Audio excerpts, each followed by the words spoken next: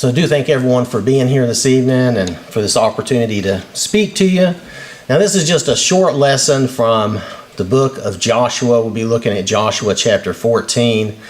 The main idea of the lesson is that the Israelites are trusting God. They are doing what He commanded them through Moses in the past.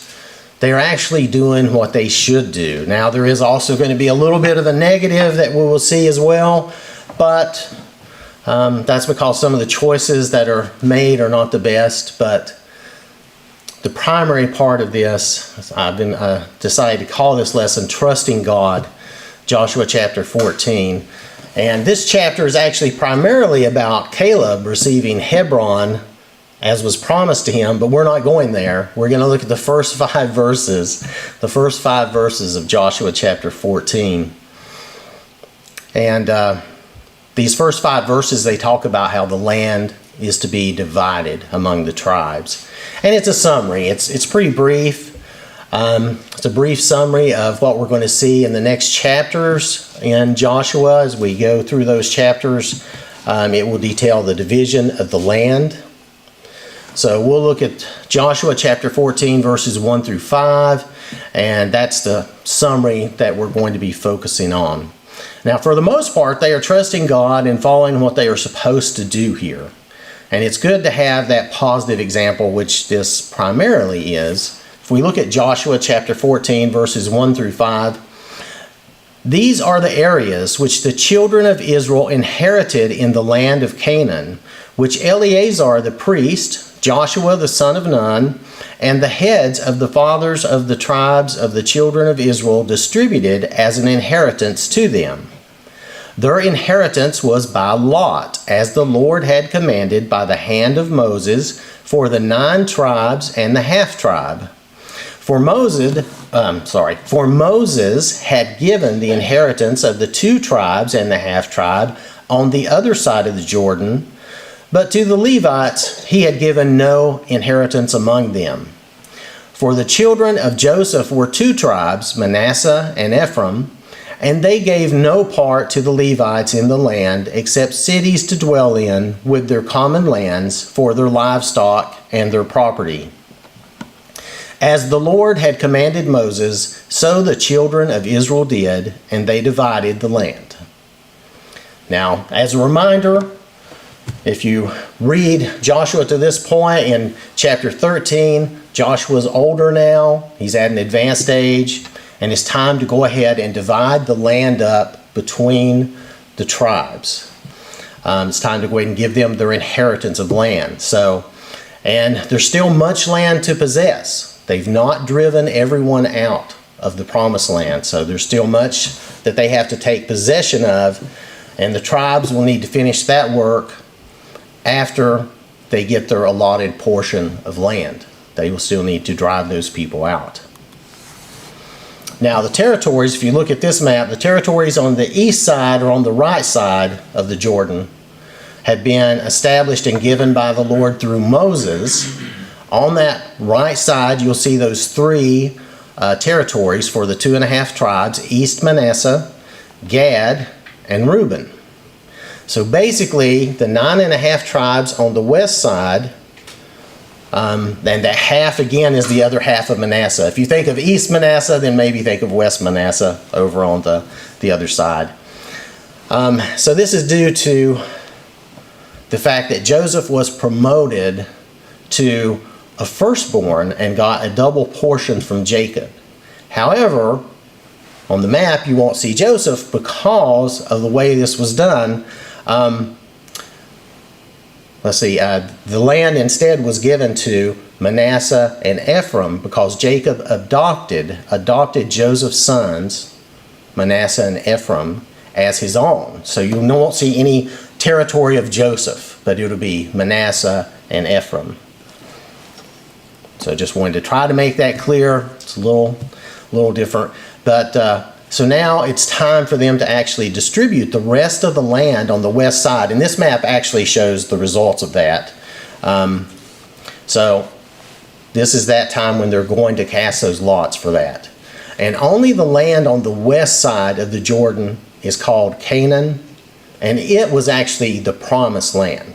that land on the west side, that is the promised land, the land promised to Abraham and his descendants.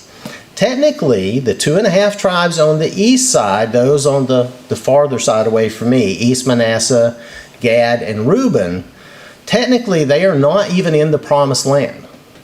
God allowed them to stay there, but they are not in the promised land. And they did help Joshua, at least to this point. They had been helping Joshua and the tribes drive those people out and conquer the land to this point. So, one thing to remember about the people that were being driven out of this land, and in some cases they were killed, they were evil people. They were idolaters. They sacrificed their children. These people had rejected any knowledge of God. And the fact that Israel did not completely drive these evil people out, in the long run, that really hurt Israel. We see that down through the Old Testament as we continue. So we also need to remember that as creator of all the earth, that God, as the creator of all the earth, he is the king. He is just, and he can determine who has what land as he sees fit. He sees and knows more than we do, and we can trust that he knows what he's doing. And I know this runs contrary to society today, but God is still on his throne. He is sovereign, and he is just, and he is merciful. And if his judgment was on these other people for their sin, for their evil, he has every right to judge. He has every right to do that. Just as he did for Sodom and Gomorrah, and just as we will all face a judgment day. So we do not have that right. We cannot put ourselves in the place of God, but God has that right. And we can trust him as the creator of all the earth to also be the judge of all the earth. So, some things to notice here in our verses. If we look at verse 1, the order of the people that are mentioned. Eleazar, the priest, he's mentioned first because he is the high priest. He actually has the lead role in this, as he will cast the lots using the Urim and Thummim, and I may not be saying those right, but it's those two special stones they use for casting lots. And verse 2 says this was commanded by the Lord through Moses. Moses is mentioned several times here, reminding us that this was ordered years earlier by the Lord through Moses. The Urim and the Thummim, those were those special stones. They would cast those, and God would cause the outcome on those stones so that would give them an answer. God had told them to do this back in Numbers chapter 27, verse 21. We'll look at that later.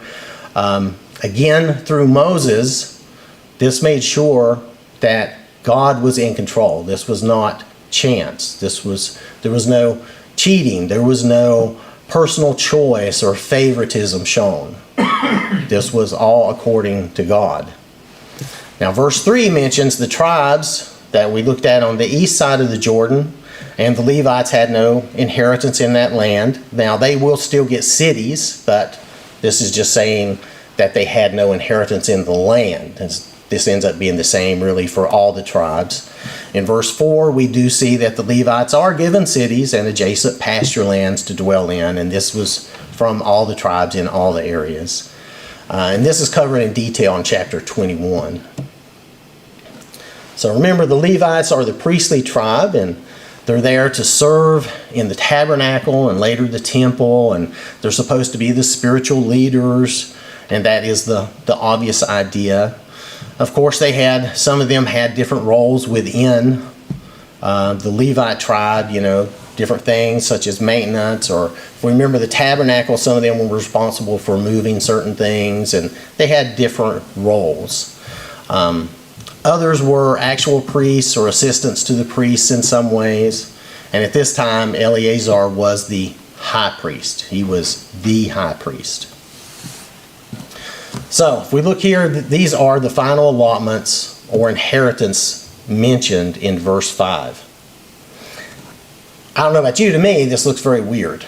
I would have wanted things to be all nice and neat and squares or regular shapes, that's just me.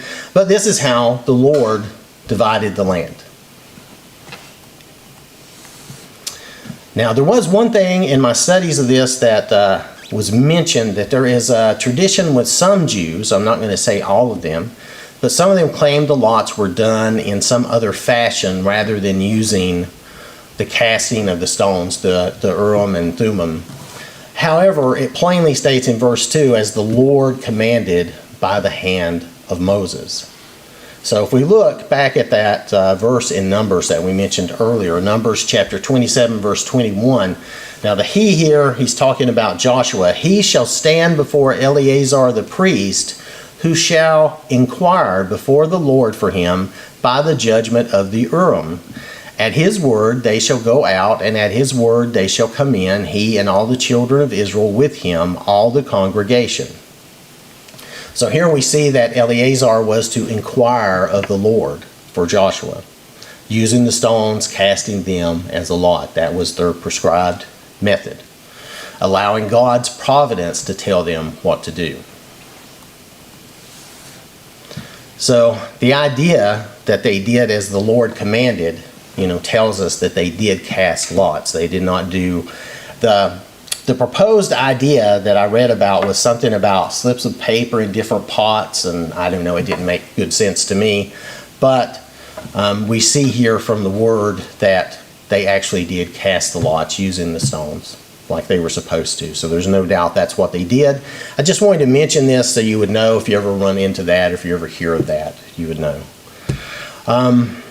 Now verse 5 is a summary of what we'll see like in the next chapters as the land is divided and given to the different tribes.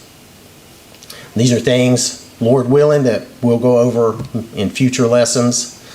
But looking at these verses, at these, what lessons can we learn or pull from these verses? What self-examination can we do? Can we apply any of this to ourselves personally?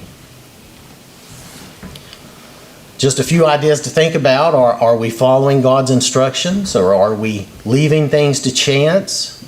Are we doing things, my way or God's way?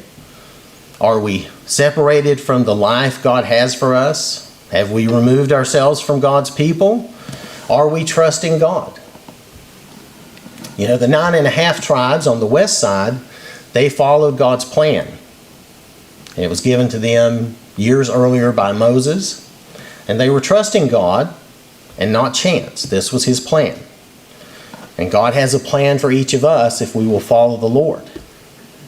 Doing things the human way, my way, leads to destruction. We need to make sure that we're doing things God's way as he has told us.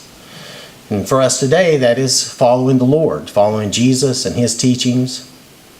Luke chapter 6, verse 46, but why do you call me Lord, Lord, and not do the things which I say? Again, that disobedience leads to destruction. And we don't want to abandon gathering together with the Lord's people. We want to make sure that we're not staying outside of that promised land. The 2.5 tribes on the east side of the Jordan, they thought they knew better than God. They saw this land, they thought it was great pasture land, and that's what they wanted. Now here today, the kingdom of God is not divided by a river. Instead, we separate ourselves from the Lord and from the kingdom by having hard hearts, by being prideful, by thinking we don't need God's family. And this is harmful to us, and it's a harmful example to set. We are a family, and we are meant to be helpful to each other. But we can't help people we don't know. We can't lean on each other if we're not around each other. So are we trusting God? Have we put our faith and trust in him? Have we given him our eternal soul and life? Are we trusting Jesus, knowing that he will keep that safe for us and that he will bring us into that eternal promised land? In closing, we need to ask ourselves, are we in God's kingdom? The 2.5 tribes on the east side of the Jordan were not in the promised land. They chose to stay separated on the east side of the Jordan. They followed their side, what they thought was good, instead of God's plan. And then what happened to them? If we look at 1 Chronicles chapter 5, verses 25 and 26, and they were unfaithful to the God of their fathers, and played the harlot after the gods of the peoples of the land, whom God had destroyed before them. So the God of Israel stirred up the spirit of Pul, king of Assyria, that is, and I'm going to have trouble saying this, so let's just bear with me, Tiglath-Pileser, king of Assyria. He carried the Reubenites, the Gadites, and the half-tribe of Manasseh into captivity.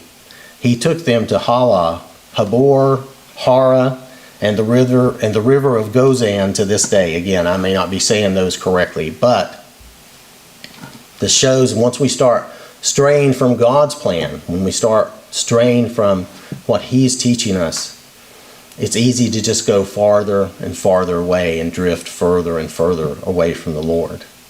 They began to worship idols, and they ended up being taken by the Assyrians. And when we see the map, and you're familiar with this map if you've been in the Matthew class, and we look on the right side, the east side of the Jordan, that's all Gentile land. None of those people are there. They're gone. It could be that they have some descendants mixed in somewhere among some people, but it's not an Israel territory. It's not Manasseh anymore. It's not Reuben. It's not Gad. It's Gentile territory. They're gone. They chose not to be in the promised land, and they're not in God's kingdom at this point with His people. So they suffered for that choice. So I'll ask again, are you in God's kingdom? This is the most important question of your eternal life. Have you found the eternal treasure of salvation? Have you made Jesus the King of your life? Are you trusting and obeying the Lord?